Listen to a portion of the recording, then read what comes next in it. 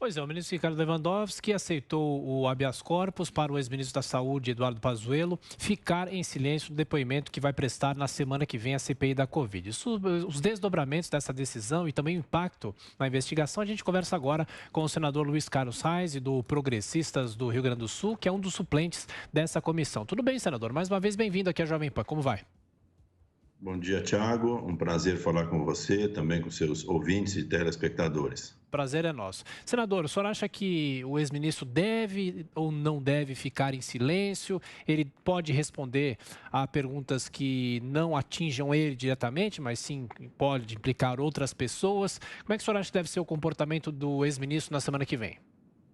Tiago, ele deve responder as perguntas, porque ele tem conhecimento do que fez durante o período que ele esteve à frente do Ministério da Saúde, seguindo o Tais e seguindo também o próprio Mandetta, né? Nesse período da pandemia. Muitas ações foram realizadas no seu período frente ao Ministério da Saúde.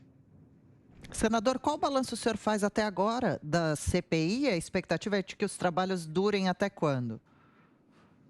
São 90 dias, Adriana, da CPI. Nós esperamos que a gente possa fazer essas oitivas e também iniciar um trabalho junto a prefeitos e governadores, que a liderança da CPI, principalmente o relator, não insiste em protelar, né? O senador Girão, nós mesmos temos solicitado constantemente que a gente passe a investigar também governadores e prefeitos, porque afinal aí tem recursos públicos que foram desviados, né? Então, isso aí, nós esperamos que isso aí a gente possa também acariar e ver, né, os depoimentos de governadores. Já temos acertado o governador e o secretário de saúde do Amazonas, né? Esses estarão presentes, esses já foram aprovados. Nós queremos mais governadores e mais prefeitos também depondo sobre esse assunto. Senador, pela experiência do senhor no Congresso Nacional, essa questão de se convocar os governadores é polêmica. Algumas CPIs já rejeitaram essa possibilidade, mas o senhor acha que os governadores nessa CPI vão comparecer? Sim, a Polícia Federal e o Ministério Público Federal têm também informações que passarão à CPI. Já existem investigações do Ministério Público Federal e também da própria Polícia Federal. Esse material, seguramente, a Polícia Federal e o Ministério Público repassarão à CPI, né? Havia também um pedido de convocar o diretor-geral da Polícia Federal, da mesma forma o Ministério Público Federal, mas eu acho que isso não vai acontecer, mas as informações, seguramente, eles irão repassar à CPI. E no depoimento marcado para a semana que vem também do ex-ministro das Relações Exteriores, Ernesto Araújo, qual a expectativa para o conteúdo que os senhores pretendem obter com esse depoente? O que querem, você sabe, o lado da oposição, nós somos minoria, e eles querem, de uma certa forma, constranger o ministro, dizer da responsabilidade, como foi o caso do Van Garten, como foi o caso do próprio Carlos Murilo, que havia responsabilidade do governo em não comprar as vacinas da Pfizer, né? A diferença ali entre o que foi efetivamente feito, que entraria no processo, é 1,5 milhão de doses, 2 milhões de doses, que teriam entrado em dezembro, mas que não entraram. Então, a culpa que eles querem atribuir hoje à CPI foi os discursos que nós tivemos nessa semana que passou, foi esse discurso, e seguramente continuarão esse discurso pela falta de 1,5 milhão de doses que teriam acontecido ainda no mês de dezembro. Mas meios legais não permitiam que o governo comprasse essas vacinas. Esse discurso, seguramente, eles continuarão ele com os ministros, atribuindo essa culpa a Pazuello, atribuindo essa culpa também ao próprio ministro das Relações Exteriores. Ô, senador, o senhor acha que as declarações do representante da Pfizer não implicam o governo?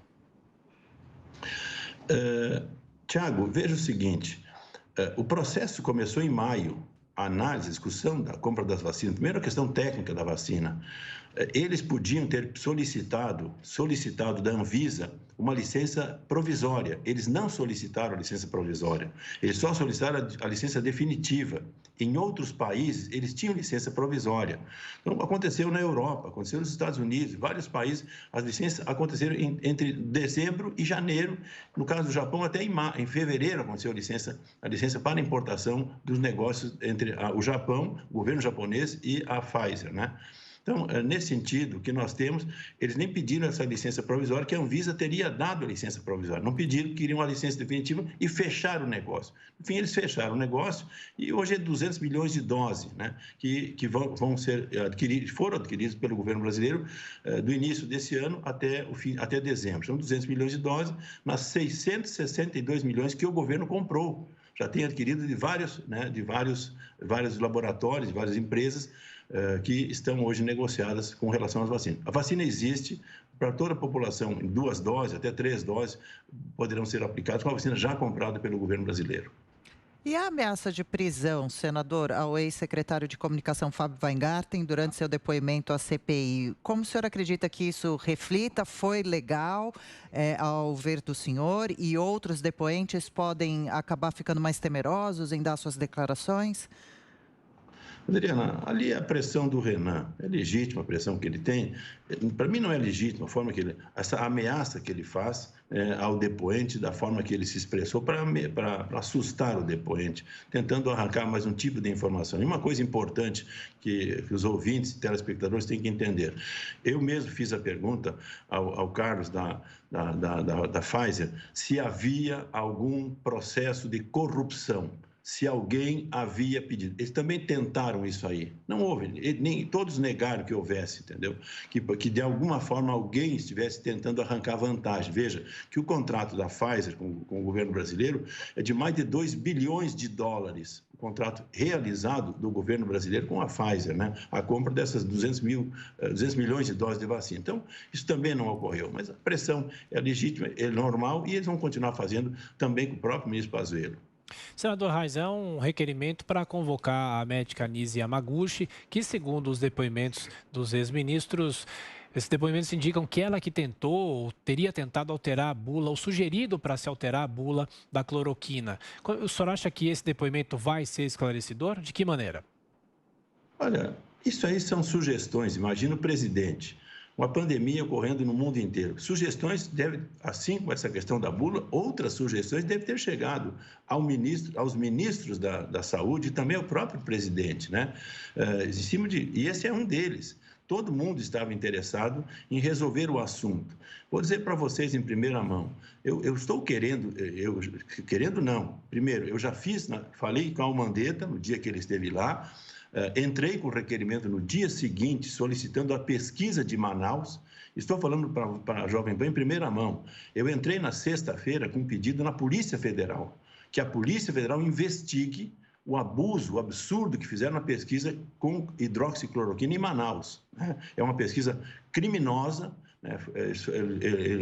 E essa pesquisa eu quero que a Polícia Federal investigue as razões das 22 mortes que ocorreram com o uso dessa substância lá, que criminalizaram um produto que não tem patente há mais de 70 anos e salva vidas no mundo inteiro, né? Então, houve essa pressão em cima disso e eu entrei com esse processo, sexta-feira, essa representação, para que a Polícia Federal investigue. Já tem trabalho do Ministério Público Federal nessa direção, federal do Rio Grande do Sul, um procurador, Minas Gerais e outro de Goiás, tem trabalho do Ministério Público lá de Manaus também, trabalhando nesse assunto, e agora eu pedi à Polícia Federal para fazer uma representação. Aqui sim é um caso muito grave, porque criminalizar um produto a partir daquela pesquisa que, para mim, tem muitas irregularidades.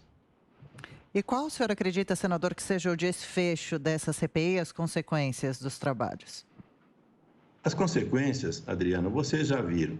Se quem pegou a primeira declaração do Renan, do Randolph e de outros, você já sabe que eles falaram no primeiro depoimento, na primeira fala deles, nas primeiras entrevistas coletivas à imprensa.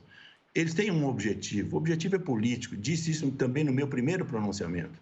Todos esses adversários têm candidatos a presidente da República. Em vez de estar preocupado com as mortes, o que eu vou fazer para arrumar vacina para o Brasil, para o povo brasileiro, né? Eles estão preocupados justamente num palanque político que está acontecendo nessa CPI. É isso que o Renan está fazendo, que o Randolph está fazendo, e outros também estão fazendo, porque tem candidatos a presidente que são opositores ao presidente Bolsonaro. Então, o desfecho que eles querem, como tem maioria, eles têm 7 votos, nós temos 4 votos, eles vão levar essas falas todas e os depoimentos todos nessa direção.